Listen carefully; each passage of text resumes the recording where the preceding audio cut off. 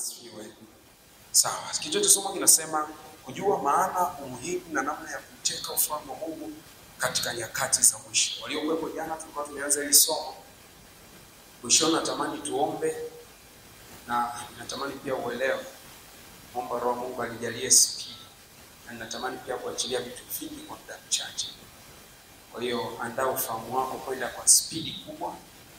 Tutakuwa tunasoma pamoja, nikwambia tusome, make sure unatoa sauti straight ili nisikwambie ongeza sauti. Sawa watumishi wa Mungu eh? Kichwa cha somo kinasema kujua maana, umuhimu na namna ya kuteka ufalme wa Mungu katika nyakati za mwisho. Jana tulikuwa tumeanza tukasema kwamba ufalme wa Mungu maana yake nini? Tukawa tumepata maana mbili za ufalme wa Mungu kwa sababu kichwa cha somo kimebase kwenye ufalme wa Mungu. Kujua maana. Ukijua tu maana ndio lengo la somo sasa.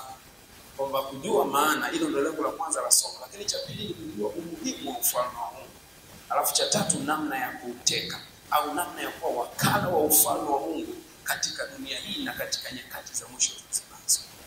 Jina la Bwana libarikiwe sana. Kwa hiyo kwa ambao hatukuwepo jana kwa haraka sana kwa sababu kuna link kuna hili somo, kuna muunganiko. Tulisema jana kwamba tunapozungumzia habari ya ufalme wa Mungu nilikupa sura mbili za ufalme wa Mungu, nitazieleza kwa haraka na kwa ufupi. Sura ya kwanza ya ufalme wa Mungu tulisema tunapozungumza habari ya ufalme wa Mungu tukaitoa kwenye kitabu cha Luka 16 mstari wa 16.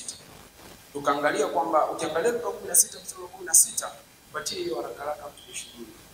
Luka 16 mstari wa 16. Luka 16 mstari wa 16.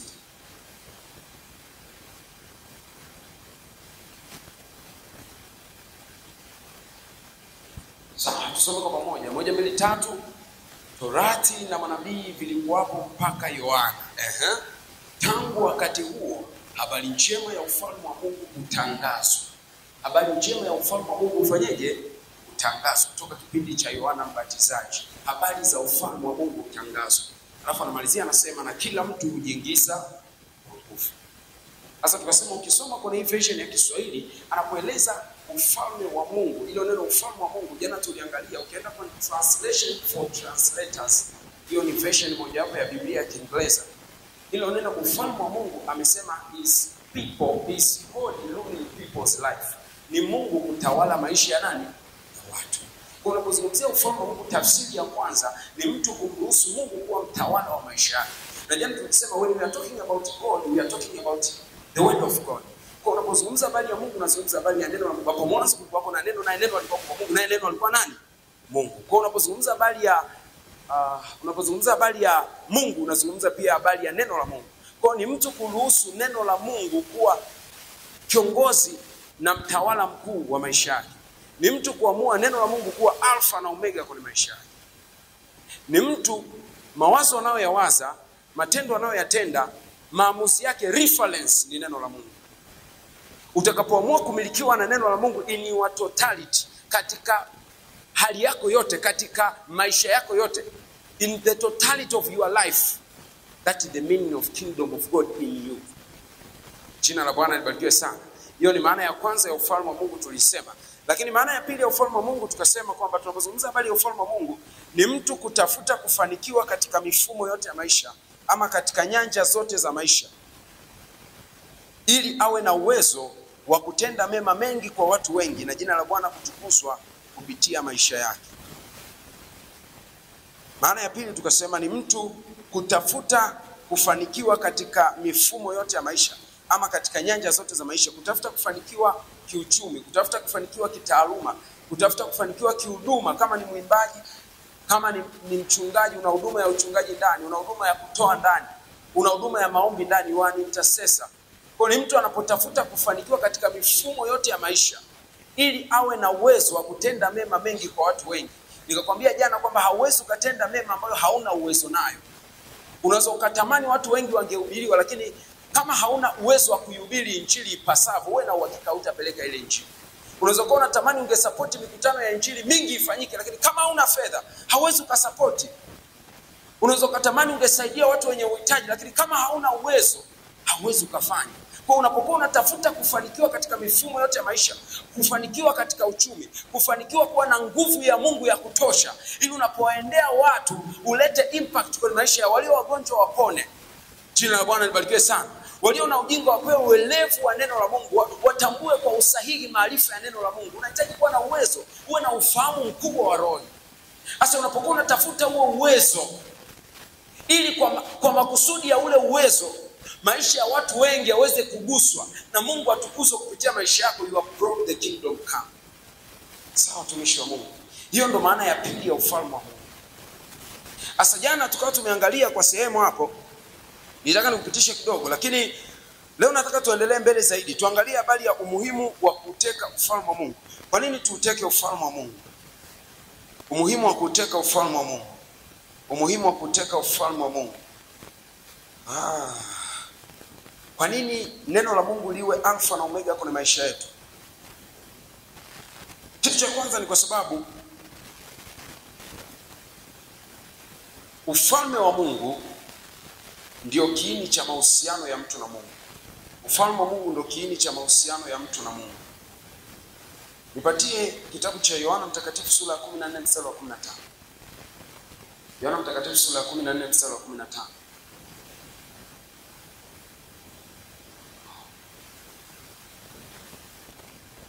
Mstari wa 15.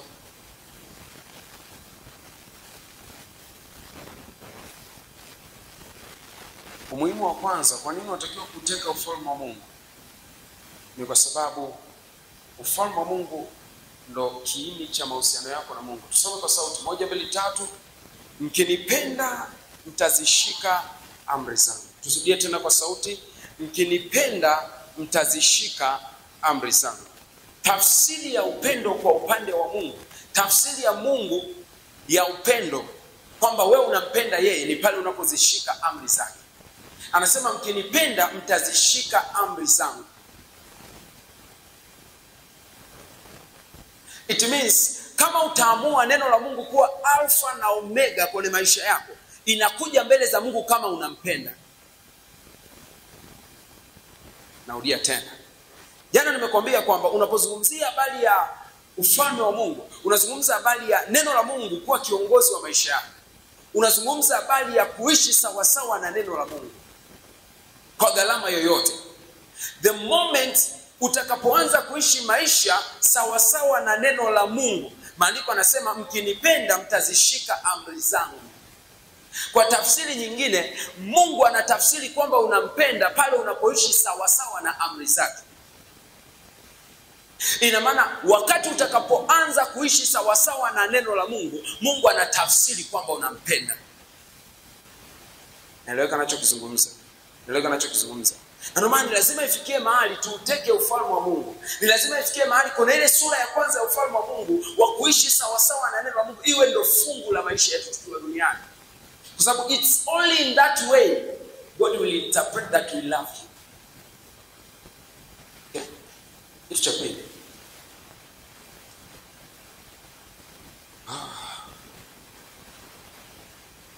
Ufalme wa Mungu ndo kiini cha maisha ya mtu. Nimekwambia ni kiini cha mahusiano yako na Mungu. Lakini ufalme wa Mungu ndo kiini cha maisha ya mtu. Sasa tupatie kwa haraka Luka 12:23.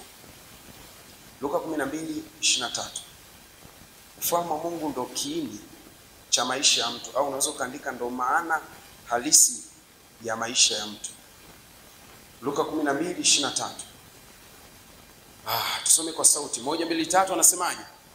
Kwa kuwa maisha ni zaidi ya chakula, alafu na mwili ni zaidi ya mavazi. Turudie tena 1, 2, 3.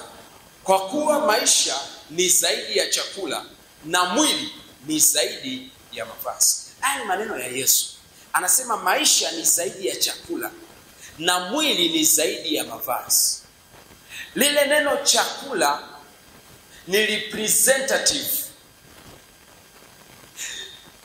ya mambo mbalimbali ama mifumo mbalimbali ya maisha ya mwanadamu.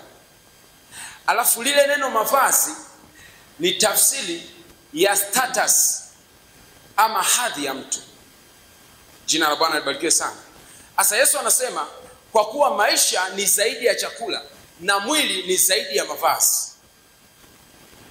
Alafu nipatie ili tuelewane vizuri. Nipatie Yohana. Nataka nipatie link. Yohana sura ya 4 mstari wa 32 hadi 38. Yohana sura ya 4 mstari wa 32 hadi 38. Okay? Some kwa sauti. Anasemaje? Akawaambia, mimi ninacho chakula msichokijua ninyi. Sasa rudi nyuma, anakuambia maana maisha ni zaidi ya chakula na mwili ni zaidi ya nini? Ya mavazi. Alafu huku Yesu anakuja anawaambia wanafunzi wake. Huo ni wakati ambao wanafunzi walikuwa wamemletea Yesu chakula. Alafu wakashangaa kwamba Yesu haoneshi interest kwenye kile chakula. Na wakati huo alikuwa ana njaa. Yesu anawajibu anawaambia, mimi ninacho chakula msichokijua ninyi. Hicho chakula ni nini? Nipatie mstari unaofuata. Anasema basi wanafunzi wake wakasemezana, je, mtu amemletea chakula? Sasa nimekwambia tunapozungumzia habari ya chakula, tunazungumzia mifumo yote ya maisha, ni mafanikio katika mifumo yote ya maisha. Kwa lugha nyingine, maisha ni zaidi ya kuwa daktari. Maisha ni zaidi ya kuwa na fedha nyingi. Naeleweka anachokizungumza watumishi wa Mungu. Maisha ni zaidi ya kuwa na ndoa nzuri. Anasema maisha ni zaidi ya chakula. Alafu anasema na mwili ni zaidi ya mavazi. Ni zaidi ya kuonekana mtu kati ya watu. Jana nikakwambia ikiwa yote unayoyafanya lengo lako unataka uwe mtu kati ya watu, kama itakuwa unatafuta nguvu za Mungu kwa njia ya maombi ili na wewe uwe tu mmoja wa watu ambao wanaposimama wanaruhusu nguvu za Mungu kutenda kazi kwenye maisha ya watu, you have not brought the kingdom come. Jina la Bwana libarikiwe sana. Bwana Yesu asifiwe sana. Bwana Yesu asifiwe. Msukumo wa kufanikiwa kwako kwenye maisha inatakiwa iwe ni kugusa maisha ya wengine. Ni kuona Mungu anatukuzwa kupitia wewe. Ni kuona jina la Bwana linatukuzwa kupitia maisha yako. Ni kuona kwamba una uwezo wa kutenda mema mengi kwa watu wengi. Jana tulisoma kwenye kitabu cha Wakorinto, Paulo anawaambia Wakorinto ya kwamba mnapokuwa mnafanya utumishi huu wa kuwasaidia watakatifu wengine, kwa sababu walikuwa wanafanya huduma ya kufanya changizo kwa ajili ya watakatifu waliokuwa katika hali ngumu. Jina la Bwana libarikiwe sana. Kwa wale watu walipokuwa wanahudumiwa mahitaji yao, anasema sio tu kwamba wale watu wanapata mahitaji, bali wanamtukuza Mungu na kurudisha shukrani nyingi kwa nani? Kwa umuhimu wa hicho mnachokifanya ni kwa sababu shukrani nyingi zinarudi kwa nani? Kwa maana kila unachokifanya kama target yako itakuwa ni kuona Mungu anatukuzwa, ni kuona jina la Bwana linatukuzwa, itakuwa ni kuona wengi wanakuja kwa Kristo, itakuwa ni kuona wale ambao walikuwa hawana furaha wanapokea maisha ya furaha. Then you have brought the kingdom come. Lakini kama target yako ni kuonekana mtu kati ya watu, au na wewe Mungu amekutumia kwa viwango vikubwa, you have not brought the kingdom. Ndio maana nasema maisha ni zaidi ya chakula. Chakula maana yake ni mafanikio, ni representative ya satisfaction za kimwili. Kwamba na wewe umefanya kitu fulani kama ambavyo wengine wamefanya. Alafu nasema ni zaidi ya mavazi, hazi ulio nayo. Asa chakula chake ni kipi? Tumalizie mstari wa mwisho. Anasema chakula changu ndicho hichi. Nifanyeje? Niatende mapenzi yake aliyenipeleka nikaimalize kazi. Jina la Bwana libarikiwe sana. Bwana Yesu asifiwe sana. Bwana Yesu asifiwe. Bwana Yesu asifiwe. Sawa. Faida ya mwisho ya kwa nini tunatakiwa kuteka ufalme wa Mungu. Kuna thawabu ya kuwatendea watu mema na kutaabika kwa ajili ya Bwana. Nilikwambia ufalme wa Mungu ni kutafuta kufanikiwa ili utende mema kwa watu wengi. Na kwa sababu hiyo jina la Bwana kutukuzwa kupitia maisha yako.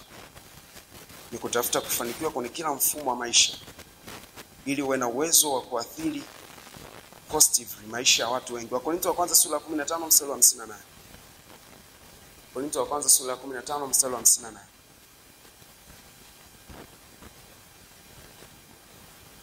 Wakorintho wa kwanza sura ya 15 mstari wa 58. Sawa. Hapa anazungumza anasema, basi ndugu zangu wapendwa, muimarike msitikisike. Mkazidi sana kutenda kazi ya Bwana siku zote. Kwa kuwa mwajua ya kwamba taabu yenu sio bure katika nani? Katika Bwana. You need to have that consciousness. kwamba taabu yangu sio bure.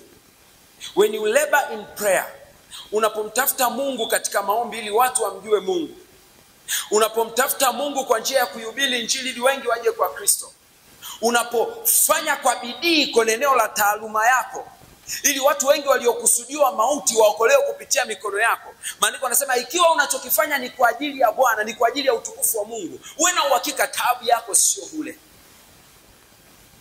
Jina la Bwana libarikiwe sana. Hichi ndio kilichokuwa kinamdrive Paul. Paulo alikuwa ni mtu ambaye alikuwa tayari kuteseka kwa kila namna ili makusudi injili ya Mungu ifike kwa nani? Kuna wakati alipoteza hadhi aliyokuwa nayo katika taifa la Wayahudi. Kwa sababu mwanzo alipokuwa mmoja wa watu waliokuwa wakiliudhi kanisa, alikuwa ni mtu kati ya watu katika Mafarisayo. Tena alikuwa na bidii kuitenda ile kazi. Lakini alipoazimu kwamba aache yote kwa ajili ya jina la Kristo, maandiko yanasema Wayahudi wakaanza kumchukia, akapoteza uthamani wake kwa Wayahudi. Lakini alijua haya yote nayo teseka kwa ajili yake, kwa kuwa ninafanya kwa ajili ya jina la Bwana. I'm bringing the kingdom of God kwa Gentiles, kwa mataifa. Kazi ninayoifanya sio bure. Jina la Bwana libarikiwe sana. Bwana Yesu asifiwe sana. Bwana Yesu asifiwe. Bwana Yesu asifiwe. Sawa. Okay. Sasa tuendelee mbele kidogo.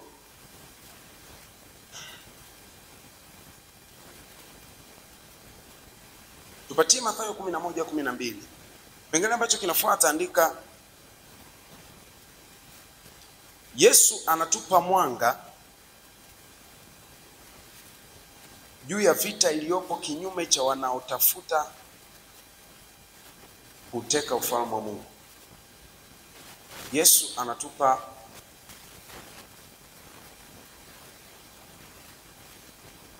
Maandiko kwa Kiingereza, Jesus gave us the awareness of violence against the kingdom of God. Jesus gave us the awareness of violence against the kingdom of God. 11:12. Patia kama unayo King James version. Ipo. Biblia Kiingereza King James. Yesu anatupa mwanga juu ya vita iliyopo. The moment utakapoamua kuteka ufalme wa Mungu, sasa utakapoamua kwamba uwe wakala wa ufalme wa Mungu duniani, kwamba mahali popote Mungu anapokuwa amekuweka, haui pale kwa ajili yako mwenyewe, kwa ajili ya status yako. Uko pale kwa ajili ya kuhakikisha kwamba mapenzi ya Mungu kwa hilo eneo yanatimilika. Maandiko yanasema you will suffer violence. Utakutana na upinzani. Jina la Bwana libarikiwe sana. Okay? Anasema and from the days of John the Baptist until now the kingdom of heaven suffer what? Violence. Suffer what? Violence. Suffer violence. Alafu anaendelea anasema and the violent take it by force. Asa baadaye tutaangalia kwa ufupi how to become the violent, kwa sababu anasema sio kila mtu ambaye anaweza akauteka ufalme wa Mungu ni wenye nguvu. Kwa Biblia ya Kiingereza wenye nguvu wanapewa jina la violent, ambao ukienda tafsiri yake kwa Kigiriki ni energetic. Ni watu wenye nguvu, wenye capacity. They have enough force to force the kingdom of God to come in your place.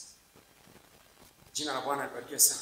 Kwa hapo anaanza anasema the kingdom of God suffer violence. Kuna upinzani utaanza kuupata. Kuna upinzani ambao unaupata. Unajua nilipokuwa nakuja mahali hapa, ninajua niko nazungumza na watu wa aina mbili. Aina ya kwanza ya watu, inawezekana ni mtu ambaye ulikuwa unauteka ufalme wa Mungu na upo katika kuuteka ufalme wa Mungu, because taking the kingdom of God is a continuous. Is something continuous. Ni kitu endelevu. Jina la Bwana libarikiwe sana. Kwa inawezekana ni moja kati ya mawakala wa ufalme wa Mungu, na umekuwa ukipitia changamoto za aina mbalimbali.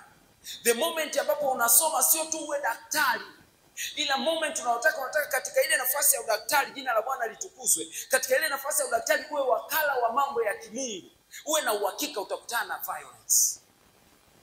The moment unataka ukiwa kiongozi katika serikali, ile nafasi yako ya uongozi iwe ni sehemu ya kupitishia mapenzi ya Mungu, iwe ni sababu ya watu kupata mema. Wakati wengine wanajilibikizia mali kupitia vyeo waliko navyo, wewe utakuwa unataka maisha ya watu yawe bora kupitia uongozi ulio nao. Uwe na uhakika utasafa violence. Ndio kwa watumishi wa Mungu. Kwa inawezekana you are in that situation. Lakini inawezekana kuna mwingine you did not make that decision kuamua kuwa wakala wa ufalme wa Mungu. Nimekuja kwako ili uwe mmoja kati ya mawakala wa ufalme wa Mungu. Kwa sababu nataka nikwambie maisha ni zaidi ya chakula na mwili ni zaidi ya mavazi. Maisha ni kuyatenda mapenzi ya Mungu. Alichokuja ukifanya Yesu, nilikwambia jana, ni kuturejesha kwenye nafasi ya kusimama kama mawakala wa ufalme. We lost our position. Watu walikuwa wanaendelea kuwa viongozi kwenye serikali. Si mnaelewa, hata kabla ya ujio wa Yesu watu walikuwa wanaendelea kufanya mambo makubwa. Watu walikuwa ni matajiri. Maisha yalikuwa yanaendelea. Kwa lugha nyingine vyakula vilikuwepo. Lakini Yesu anakuja kwa sababu maisha yalikuwa ni zaidi ya dini walizokuwa nazo. The will of God. Mapenzi ya Mungu yalikuwa hayapati nafasi kwenye ulimwengu. Watu walikuwa wanatafuta matokeo yao wenyewe. Watu walikuwa wanatafuta mambo yao wenyewe. Walikuwa wanatafuta utukufu wao wenyewe. Natamani mtu mmoja amuke kutoka hapa aseme, mimi sijaumbwa kwa ajili yangu, nimeumbwa kwa ajili yako. Jina la Bwana libarikiwe sana. Bwana Yesu asifiwe sana. But one thing ambacho Yesu anatupa awareness, anasema you will suffer what? Nipatie tena na Timotheo wa pili 3:12. Timotheo wa pili 3:12. Timotheo wa pili 3:12. Timotheo wa pili 3:12.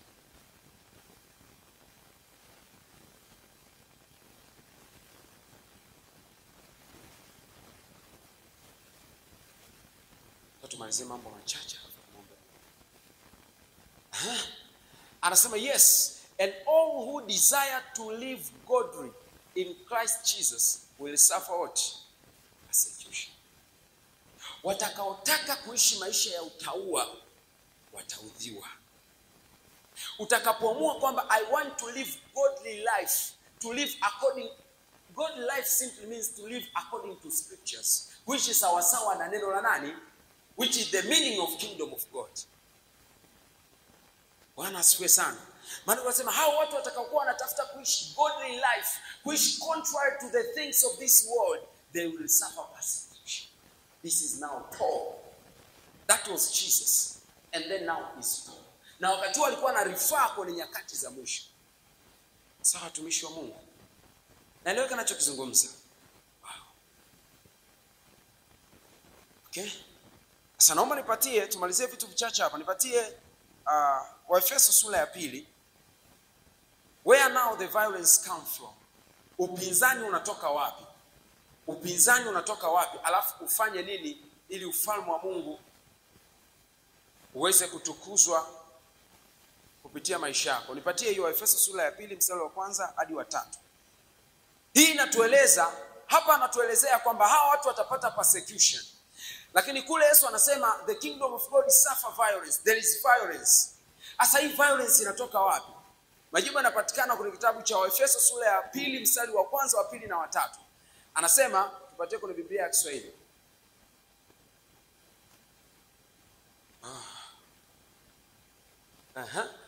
Anasema hivi, nanyi mlikuwa wafu kwa sababu ya makosa na dhambi zenu. Hapa anazungumzia habari wa Efeso kabla hawajamjua Kristo. Sawa watumishi wa Mungu, nimekuleta hapa nataka uelewe aina 3 za maadui wanaoshindana na wale ambao wameamua kuwa mawakala wa ufalme wa Mungu kwenye maeneo mbalimbali na mifumo mbalimbali ya maisha. Sawa watumishi wa Mungu. Anasema nanyi mlikuwa wafu kwa sababu ya makosa na dhambi zenu. Ambazo mliziendea zamani kwa kuifuata kawaida ya ulimwengu. Kwa sauti moja tuseme, kwa kuifuata kawaida ya ulimwengu huu. Aina ya kwanza ya adui anaita kawaida ya ulimwengu. The cause of this world. Alafu anaendelea anasema, na kwa kumfuata mfalme wa uwezo wa anga. Tuseme kwa sauti, mfalme wa uwezo wa anga. Anamalizia anasema, roho yule atendaye kazi sasa katika wana wa kufanyeje? Wa kuasi. Alafu nipatie mstari wa 3. Malizia na mstari wa 3. Anasema ambao zamani sisi sote, manake kabla hatujamjua Kristo, sisi sote nasi tulienenda kati yao katika tamaa za miili yetu. Tuseme kwa sauti, tamaa za miili yetu. Alafu anamaliza sasa, tulipoyatimiza mapenzi ya mwili na ya nia, tukawa kwa tabia yetu watoto wa hasira kama na hao wengine. Kitu cha 3 anachokitaja hapo, anaelezea habari ya tamaa ya miili yetu. Aina 3 za maadui. Sasa katika hizo aina 3 za maadui, kwa sababu ya nataka tu nilash kidogo kwa sababu ya muda, nataka tuombe. Aina ya kwanza ya adui ametajwa hapo, tamaa za miili yetu. Desires of the flesh, tamaa za miili yetu.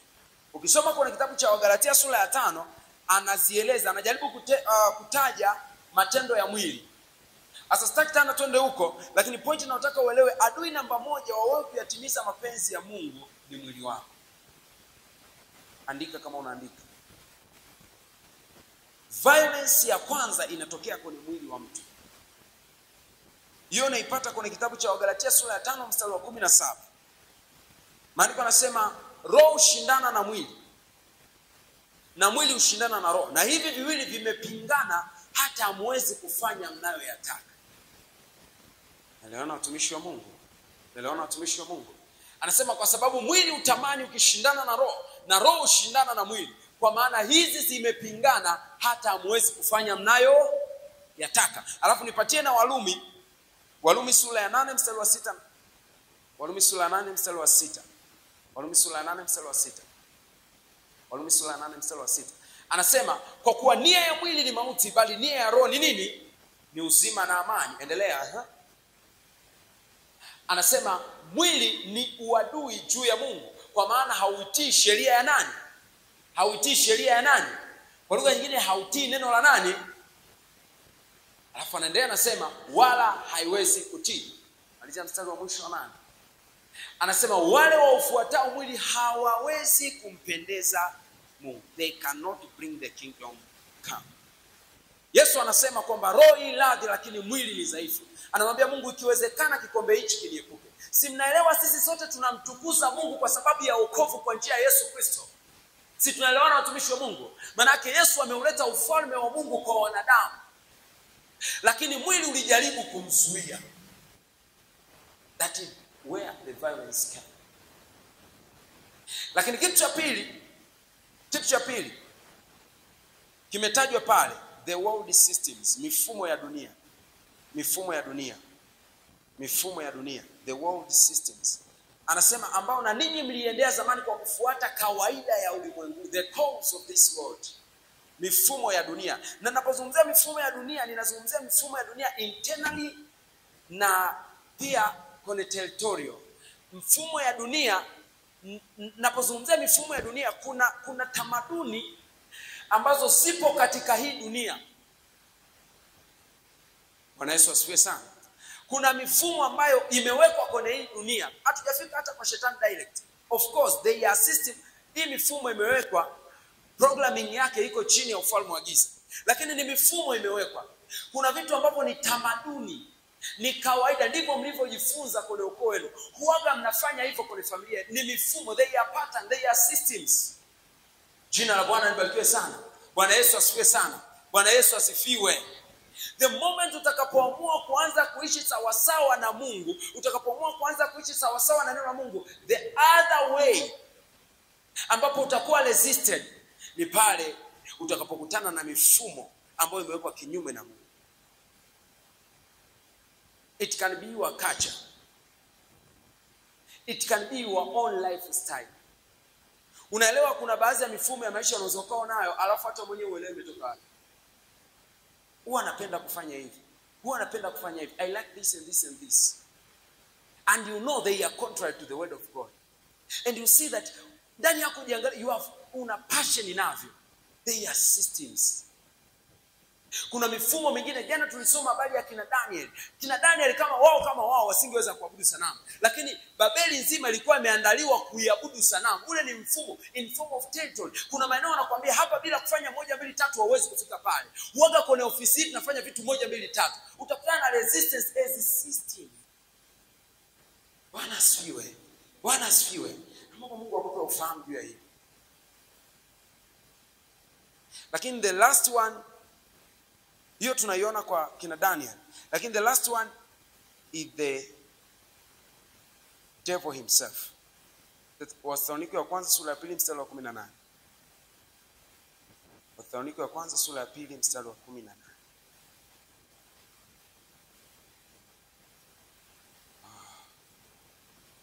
Wathesalonike wa 2.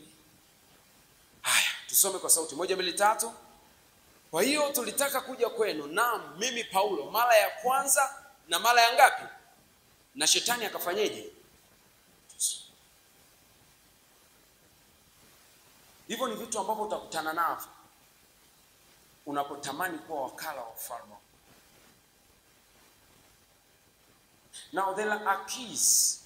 Kuna vitu ambavyo vitakusaidia kuwa na nguvu. Nilikwambia kwamba wanaoteka ufalme wa Mungu, they are not just mere people. They are the one who are energetic enough. Ni wale ambao wana nguvu. Maana sasa sio kila mtu ila wenye nguvu wauteka. Sasa kuna mifumo ambayo inakusaidia kuwa mwenye nguvu ama kuwa mmoja kati ya wenye nguvu ile una uwezo wa kuteka ufalme wa Mungu. I'll just mention number 1. Kitu cha kwanza, acknowledge. You must acknowledge your evil ways. Lazima ukubali maeneo ambayo unakwama na kujimimina mbele za Mungu kwa ajili ya msaada wa badiliko. Acknowledgement of your evil ways followed by absolute and genuine surrender for help and transfigurement by God. Jina la Bwana libarikiwe sana. Ni hali ya mtu kukubali maeneo unayokwama, maeneo unayokosea. Ninajua kuna watu ambao unatamani, lakini unajua kabisa kuna dhambi fulani imekukamata. Unatamani ungekuwa unafanya kwa utukufu, ungekuwa unaishi sawa sawa na neno la Mungu. Unafanya kwa utukufu wa Mungu, but there are things that tie your life. Kitu cha kwanza, you need to acknowledge, kubali kwamba hapa ninakwama. Then surrender to God for help. Yesu anasema, "Njooni kwangu ninyi nyote msumbukao na wenye kulemewa na mizigo, nami nitafanyaje? Nitawapumzisha." Mathayo 11 mstari wa 25. 28 mpaka 30. Hicho ni kitu cha kwanza na ndio ambacho tutakifanya hapa kwa dakika 2. Lakini the other keys I want just to mention to you. Enforcing consistent life of Bible study. Enforcing the consistent life of Bible study.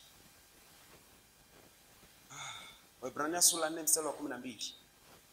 Neno la Bwana li hai, tena lina nguvu, tena lina ukali kuliko upanga wao wote ukatao kuwili. Neno la Mungu li hai, tena lina nguvu. Kwa sauti moja tuseme tena lina nguvu. If you need the power of God, you need to engage the word of God. Lazima ujifunze, you need to start the word of God. Jina la Bwana libarikiwe sana. Bwana Yesu asifiwe sana. Nitawatumia hii script. There are a lot of things to talk. Nitawatumia hii script. Ukipata nafasi kusome. Nataka nikupitishe ili utakapokuwa unaenda kusoma uelewe kwa undani. Jina la Bwana libarikiwe sana. So you must engage that life. Kumbuka kuna neno consistency. Unahitaji kuwa na maisha ya muendelezo ya kujifunza neno la Mungu. Lakini the third thing, enforcing consistent prayer and fasting life. Yesu anawaambia namna hii haitoki isipokuwa kwa kufunga na kuomba. Wale wanafunzi walikuwa wana njaa sana ya kuhakikisha watu wanafunguliwa, lakini wakashangaa kuna baadhi ya pepo hawatoki. Wakamuuliza Yesu, "Mbona sisi tulimkemea kutoka?" Akamwambia, "Kwa sababu kuna namna hamnayo. Na hiyo namna haitoki isipokuwa kwa kufunga na kufanyaje?" Ukuta hiyo kwa Mathayo sura 17 mstari wa 20. Kitu cha tatu, kitu cha 4. Enforcing faithfulness and consistency in church attendance and effective participation to communal activities. as simple as this. Yani kadiri hivi vitu tunavyoviongea vinavyo sound simple, they are the keys onto power. Jina la Bwana libarikiwe sana. Bwana Yesu asifiwe sana. Kuwa na maisha ya muendelezo ya uaminifu kwenye kuhudhuria ibada na shughuli za jumuiya kama wana wa Mungu wa mahali pamoja. That is the key to power. Waebrania sura ya 10 mstari wa 25 anasema, nanyi msiache kukusanyika pamoja kama ilivyo desturi ya wengine, bali mzidi kufanya hivyo kwa kadiri muonavyo kwamba ile siku inakaribia. Jina la Bwana libarikiwe sana. Bwana Yesu asifiwe sana. Bwana Yesu asifiwe. Sawa, unaweza kusimama mahali ulipo. Oh my God. I'm very sorry for the time. I want to pray with you just for 2 minutes. Na, kama tunaweza tukaitoa. There are more than that keys. Lakini nimekutajia hizo keys 4. Sasa nataka tudili na lile eneo la kwanza. Inawezekana umekuwa ni mtu ambaye unatamani kuishi maisha ya kumpendeza Mungu. Unajua nguvu yako haipo kwenye kile unachokisema. Nguvu yako ipo kwenye kile unachokiishi. Ni mpaka utakapoanza kuishi sawa sawa na neno la Mungu ndio unaweza kuwavuta wengi kwa Kristo. Watu hawaangalii tu kile ambacho unakisema, how you live. Jina la Bwana libarikiwe sana. Inawezekana umekuwa ukitamani kuishi sawa sawa na mapenzi ya Mungu, lakini kuna vitu vinakupinga. Aidha ni mfumo wa moja kwa moja katika eneo la mwili. Nataka nikwambie katika percentage, mwili unachangia 75% ya wewe kwenda jehanamu. Believe me.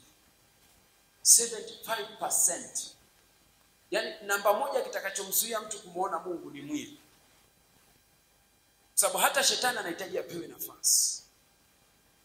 Jina la Bwana libarikiwe sana. Mwili wako kilichomzuia Yesu alimshinda mapema in the wilderness. Alimshinda shetani. Na sehemu nyingine anasema mkuu wa ulimwengu amekuja kwangu na hana kitu kwangu, hana kitu chake ndani yangu. Alikuwa hana kitu kwa ajili ya shetani. Lakini maandiko yanasema ikiwezekana kikombe hichi. Roho ilahi lakini mwili. Jina la Bwana libarikiwe sana. Nataka niombe na watu aina mbili. Aina ya kwanza ya watu, it begin with having safe relationship with God. Inaanza na kuwa na mahusiano binafsi na Mungu. Kunawezekana kuna mtu ambaye ninapozungumza sasa hivi kwa namna moja ama nyingine unajijua kabisa kwamba mahusiano yako na Mungu hayako sawa. Aidha urudi nyuma. So you want to rededicate. It's not the first time, but you want to rededicate your life to Jesus. You want to reconnect back. Au kuna mwingine hujawahi kuamua kumpa Yesu maisha yako rasmi, because that is the beginning. Hauwezi kuishi sawa sawa na neno la Mungu if hauja acknowledge kwanza huyu ambaye ndo neno. Haujamwamini na kuamua kumpa maisha yako. Jamani, niombe na huyo mtu utasogea mstari wa mbele kabisa. Lakini kama kuna mtu ambaye unaona kabisa ndani yako kuna namna unapokea upinzani usio wa kawaida na unahitaji msaada wa Mungu, lengo lako unatamani ufalme wa Mungu utukuzwe kupitia maisha yako, utakuja mstari wa pili kwa dakika 2. We are out of time. Unaweza kufunika macho yako, afukanua mkono wako wa kulia juu. Kama una mtu wa jinsi hiyo, come forward. Patie piano, come forward. Come forward. Come forward. Come forward. Uwe na amani, tunaweza kusimama. Come forward. Kama unatamani kureconnect utakuwa mstari wa kwanza kabisa.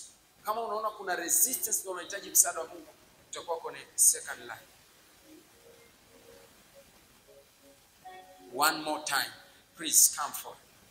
Harimo Shandarabas. Come forward, come forward, come forward. Shabrenoske paradia. Sogea mbele kabisa, sogea mbele. Kama uko katika nyinyi tulio mbele, kama unahitaji kureconnect uwe mstari wa mbele, it has a meaning. Kuna kitu Mungu anataka kufanya kwa ajili yako, it has a meaning. Kama kuna mtu mwingine nikupe dakika moja, we are out of time. Please come forward.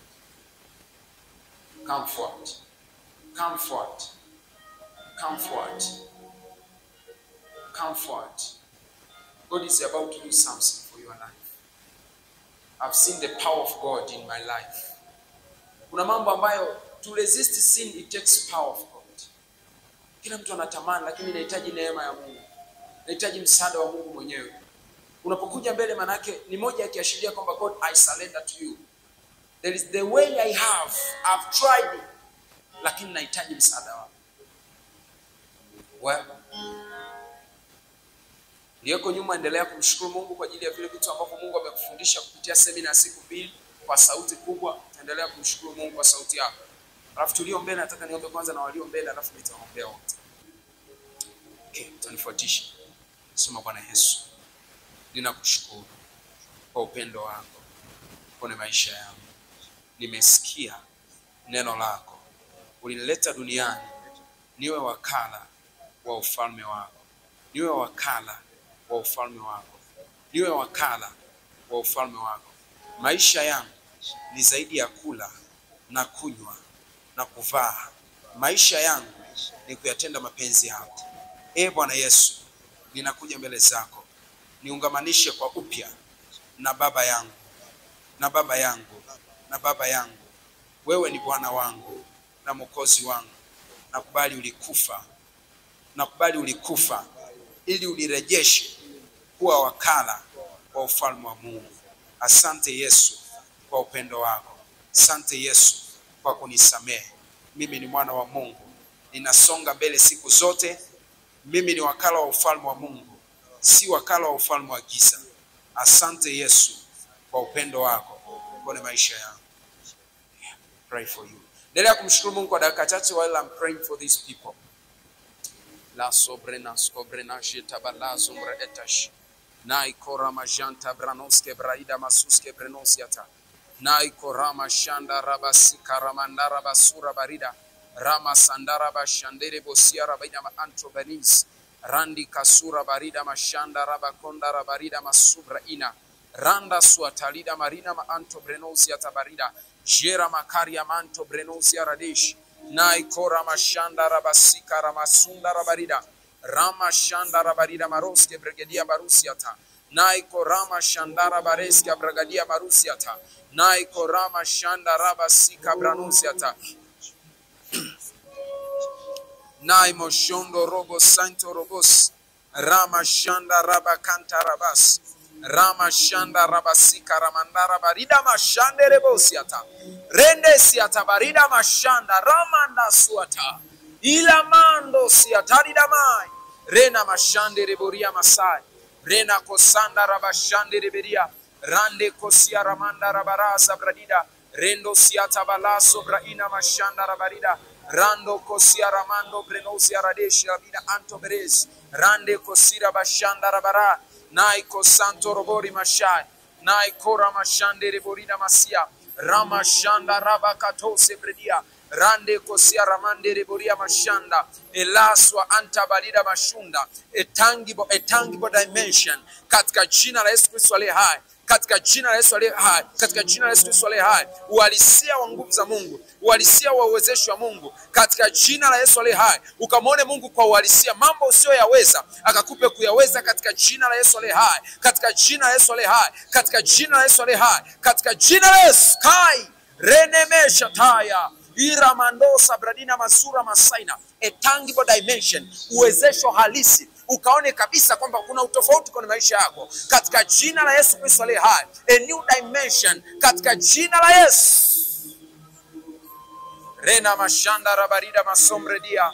Elaso gradina makanda rabarida masomreta. Arana kosia balena magradia. Bwana akutokee katika jina la Yesu aliye hai. Bwana akutokee katika jina la Yesu aliye hai. Bwana akutokee katika jina la Yesu aliye hai.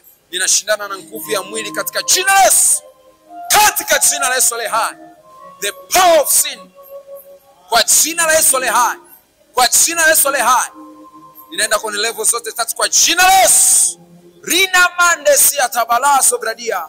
Jena maso mredia masande rebedia. Arina mante siya lamanto brenosiata. Rande kosia lamanto vradina masuata. Katika jina la Yesu aliye hai. Katika jina la Yesu aliye hai. Katika jina la Yesu aliye hai. Katika jina la Yesu aliye hai. Katika jina la Yesu aliye hai. Katika jina la Yesu aliye hai. Katika jina la Yesu aliye hai.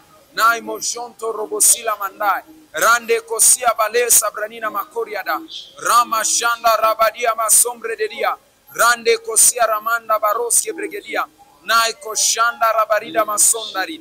Naiko robo shanda rabai. Nawe mmoja kati ya watu uliowainua katika kizazi chetu, Bwana. Nawe mmoja kati ya mawakala wa ufalme wako katika nyakati za mwisho, Bwana. Katika jina la Yesu Kristo aliye hai. I write him. ninamwandika kuwa mmoja wao katika jina la Yesu. Rema shanda rabasaka rabadia marosiata naiko shanda rabarida masuradi naika rama jansko brenosia radesh naiko ramanda rabashanda rabarai naiko ramashando robosika rabadia rande kosonto roboshanda rabanai. Bwana, kiwa mtu amekuja mbele zako kwa rehema zako, naiko robo shando robosika naiko robo jansko robose naiko robo shando robose naiko rama shanda rabaria naiko robo shando robosika rande kosia ramanda rabarida masoriada naiko rama jansko robosi naiko robo jansko brenosiata.